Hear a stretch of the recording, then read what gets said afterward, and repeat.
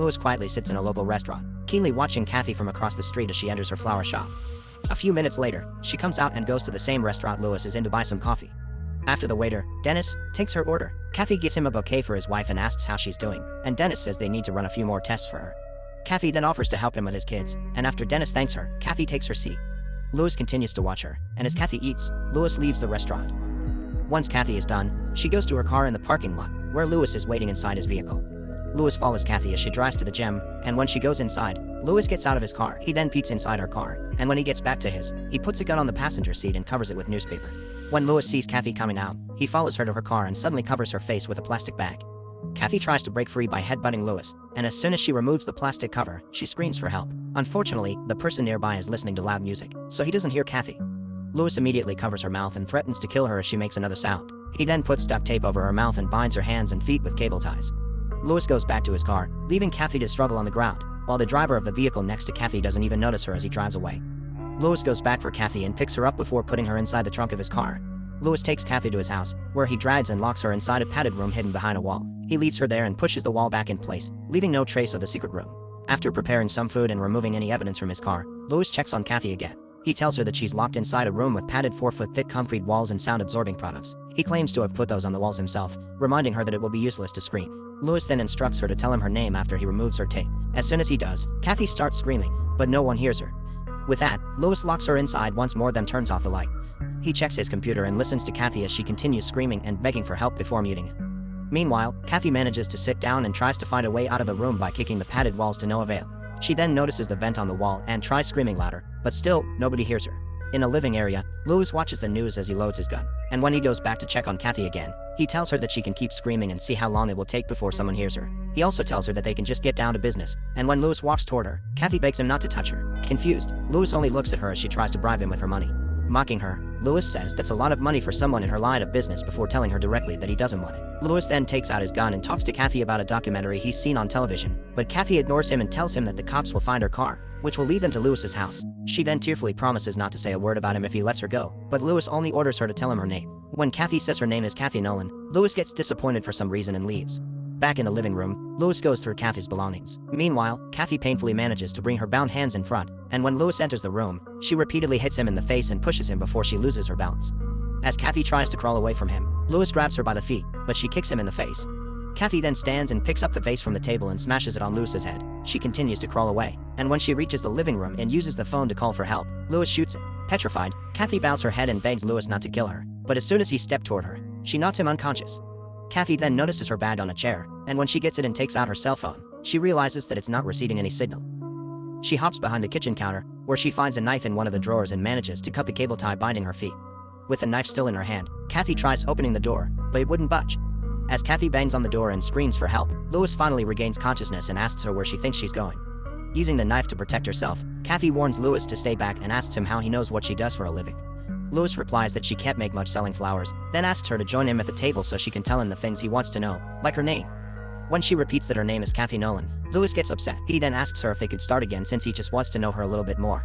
Ignoring him, Cathy moves towards him while holding the knife, asking who he is and if there are others aside from her. Unbothered, Lewis retorts that he can easily beat her with his gun before asking her to sit down. When Cathy finally sits, Lewis offers her some food, but she refuses. Lewis tells her that she's smart, and she's probably figured out that if he truly wanted to kill her, he would have done it already. He then reminds her that he's only asked her one question since she got in his house, and when he asked her what his question was, Cathy replies that he's asking for her name. Lewis says they can really start talking when she tells him her name, and for the third time, she tells him that her name is Cathy Nolan. Suddenly, Lewis gets furious and throws his plate in Cathy's face. He quickly reaches for his gun and points it at Cathy, who deflects his attack, making him drop his firearm. She then tries attacking him with a knife, but Lewis manages to fend her off before kicking the gun away and tackling her. As they struggle, Cathy drops the knife but bravely bites Lewis's shoulder before putting him in a chokehold. Once Lewis stops moving, Cathy shoves him aside and crawls away, but Lewis once again grabs her by the feet and finally subdues her by slapping her hard. As Lewis catches his breath, he picks up his gun and drags Cathy back inside the padded room.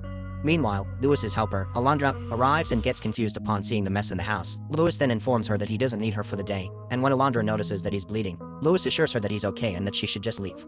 Dropping the subject, Alondra says she'll come back the following day with his daughter, Summer, and he agrees. Afterwards, he visits Cathy and offers to fix her up. Once he's done, Lewis takes a shower and tends to his wound, while Cathy takes out her phone, which she secretly hid in her pocket, and checks if it's getting any signal. Unfortunately, her cell phone remains useless, so she just returns it in her pocket. As Lewis eats and watches about the retrial of the Charleston 3, Cathy notices a crack on the tile floor and tries to remove it. With a gun this time, Lewis goes back to the padded room and interrogates Cathy. He asks for her name, birthday, place of birth, school, course, and what she did after graduating. Lewis also asks if she was raised in a church, if she has any siblings, and what her parents' professions were. Cathy answers all of his questions, including the one about her parents, saying her mother was a retired nurse while her father was an organizer for the Detroit Lions. Certain that Cathy is lying, Lewis confesses that he's been watching her for months and that he knows she's just lied about everything she just told him. He then asks her again where she's born, and when she says California, he asks her again. This time, Cathy replies she's born in Orange County, California, which frustrates Lewis even more. He wants her to answer his question again, and when Cathy shouts California, Lewis fires his gun, hitting the wall behind her. He warns her that the next bullet will go in her head, so when he asks her for the last time where she was born, Cathy says in Green Bay, Wisconsin. Lowering his gun, Lewis continues interrogating her, asking her the same before, only this time, he gets different answers. With Cathy finally being honest, Lewis tells her that he knows it broke her heart when her father left home. He also knows that her mother was a nurse, while her father was a team doctor who left her mother for a cheerleader, which put Cathy's twin sister at the end of a rope. Cathy only remains silent, and when Lewis says she went back to school and made something of herself, Cathy asks him what exactly he's doing. Lewis ignores her and tells her he knows she's lied about her former job and course, so when he asked her again what particular course she took, she replies it's nursing. Now that he's getting what he wants, Lewis demands that she tell him what her name is, and when she says it's Cathy, Lewis says Cathy was the name of her dead sister. With the truth now out in the open, Cathy admits that her name is Natalie Ann Stevens. After Natalie's confession, Lewis muses that she must be wondering why she's there, but he adds that he thinks she already knows before finally leaving. With Natalie now alone in the room, she lets out her frustration and distress and starts screaming, but Lewis pays her no mind. Natalie then tries removing the broken shard on the floor while outside. Lewis watches a video of him with his baby. Natalie's efforts are futile, so she tries using her phone again and raises it high near the vent to get a bar. Finally, she manages to contact the police, while on the other hand, Lewis realizes that Natalie's phone is missing. As Natalie talks to the police on the phone, the weak signal ends the call, so she just hides it again. Lewis then arrives with a gun in hand, demanding her to tell him where her phone is. He then frisks Natalie and breaks the phone with his gun as soon as he takes it. Exasperated, Lewis asks Natalie where she worked as a nurse, and Natalie answers that she worked at All Angels, Charleston. Lewis then questions her how many patients inexplicably died in her care, and when she asks him which one, Lewis says she must mean which one of the Charleston 3 was his wife. Finally, Lewis asks if she remembers Alana Matthew Lewis, and Natalie could only nod her head. He concludes that it must be the reason she moved away. 3 people died unaccountably, and people were, of course, curious. However, Natalie defends herself, claiming all the nurses were acquitted in the trial. Lewis is now demanding to know why she left, so she explains that the trial ruined her career and that she needed a fresh start. Ignoring Natalie's explanation, he says he started doubting everything when he noticed that his wife's wedding ring was missing since she never took it off. He also talks about another patient who mysteriously died of organ failure but had passed his medical insurance a month earlier. Lastly, Lewis asserts that he knows his wife doesn't drink much, but Alana was drunk while her blood was full of GHB, which is a depressant. Maintaining her innocence, Natalie insists that the court found no negligence with the hospital and that she's sorry for Lewis's loss. Lewis asks her if she really is sorry, then informs her that he's holding her captive because he knows she killed his wife, and he wants to know why. Lewis then adds that if he doesn't get a good enough explanation as to why Alana died, then Natalie will die too. Outside, Lewis listens to Natalie as she cries over the speaker. He then watches another video, this time of his wife and their then 4-year-old daughter, making him emotional. Back in the padded room, Natalie's fingers start bleeding while she continues to remove the broken shard from the floor. Lewis then decides to go back to the room and points his gun at Natalie's head, but she begs him not to kill her, promising she'll tell him everything. Natalie confesses that she and her sister were raised in a church and that they learned the ways of the Bible. They were protected by God, but not by her father, who fooled around with her sister's best friend. When her mother confronted her father about his affair, he just packed his bags and left them, while the townsfolk stopped talking to them and acted like they're invisible. When Lewis asks what her story has got to do with his wife, Natalie ignores him and continues telling him that they were good people, but they were being punished for her father's sins. She then says that she found her sister hanging in the barn, adding that she dedicated her life to Cathy and serving other people, including the patients in the hospital who would tell her their horrible secrets. The first patient of the Charleston 3 who died of organ failure had 2 wives, while the second one was a woman who falsely accused her loving husband of beating her and tried making her wounds look worse to keep shaking him down for divorce money. Finally, Natalie starts talking about Lewis's wife, saying she was cheating on him. This shocks Lewis, but Natalie keeps on speaking, saying that Alana wasn't wearing her wedding ring because she was sleeping with another man. Unable to accept the truth, Lewis tells Natalie to keep quiet, but she continues, saying that Alana was drunk in a hotel bar and not a single ID was found on her when she collapsed. She then asks Lewis if he really believes Alana was at a work meeting, and adds that she saw Alana's other guy secretly visiting her at the hospital. Lewis then gets up as he keeps his gun pointed at Natalie, ordering her to shut up. Unfazed, Natalie says the Bible states that marriage should be held with honor, and his wife was a sinner, a vulgar woman. Lewis demands Natalie not to say another word, but in the end, Natalie finally admits to killing Alana, Back in the living room, Lewis keeps rewinding the video of Alana as she cancels an incoming call, and he realizes that Natalie is telling the truth. He starts breaking stuff around the house before going out for a drive. He goes to a lake where 2 police officers suddenly show up. They start questioning Lewis, asking what happened to his hand and where he lives. After answering their questions, Lewis asks them if everything's okay, and they tell him that they're just investigating a call since a car matching as was described. Once he is cleared, the officers apologize for troubling him before leaving. Lewis then drives back home, not knowing that Natalie has used her broken cell phone to remove the shard of tile from its place. Upon entering the padded room, he kneels in front of Natalie and asks her what he's supposed to say to Summer when she asks him about her mother. Tearful, he tells her that she has no right to take Alana away from him before they could talk and that she needs to turn herself in. Natalie simply refuses and stabs Lewis with a broken shard of tile before repeatedly kicking him in the gut, telling him that she now lives as Cathy.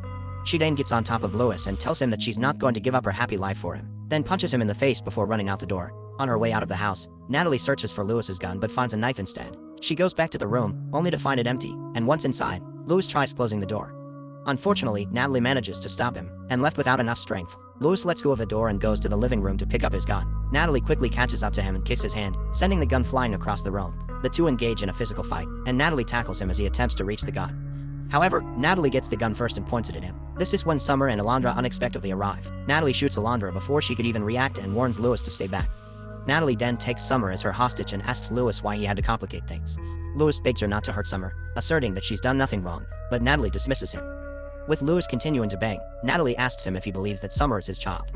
Natalie threatens to kill her, but Lewis informs her that everything she just said has been recorded in his house. Natalie gets distracted and tells him he's lying, while Summer takes advantage of the confusion to bite her hand and elbow her in the stomach before running away. Lewis then jumps Natalie, and as they struggle on the floor, Lewis chokes her until she passes out. When Lewis is about to leave, Natalie immediately regains consciousness, so when she gets up, Lewis shoots her. Lewis then looks for Summer and finds her in the padded room. Before leaving the house, Lewis takes the recording of Natalie's confession, but Summer realizes that Natalie is gone. He then takes his daughter to his car in the garage, where Natalie is waiting for them with a gun. Luckily, the weapon is out of bullets, and the two engage in a fight once more. Lewis throws her over the car's hood, and as he is about to hit her again, Natalie stabs his thigh while Summer runs out of the car. While at very pain, Lewis tries to remove the weapon sticking out his thigh. Natalie hits him across the face with a brick.